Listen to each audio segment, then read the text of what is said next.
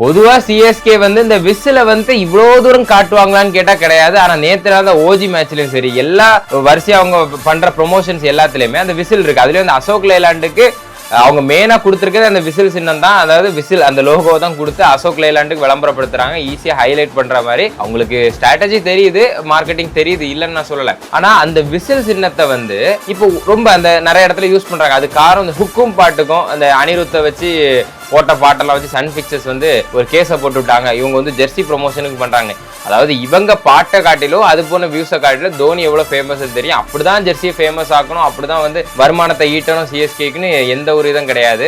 அதுக்கு தோனி அவர் வந்து ஒரு கண் அசைச்சாலே அங்க எவ்வளவு சேல்ஸ் ஆகும் அப்படின்னு தெரியும். அவ்வளவு மார்க்கெட் இருக்கு, உலகம் ஃபுல்லா இருக்கு. எதன் நோக்கம் அப்படிங்கும் போது அந்த விசில வச்சுதான் ஒரு கான்செப்ட் உள்ள வருதுங்கிறது தெரியுது. சிஎஸ்கே போர்ட்லயும் சரி, அந்த நம்ம தமிழ்நாடு போர்ட்லயும் வந்து சார்வால் யார் இருப்பார்கள் என்று உங்களுக்கு நோக்கு புரியும் நினைக்கிறேன் எல்லாருக்கும்.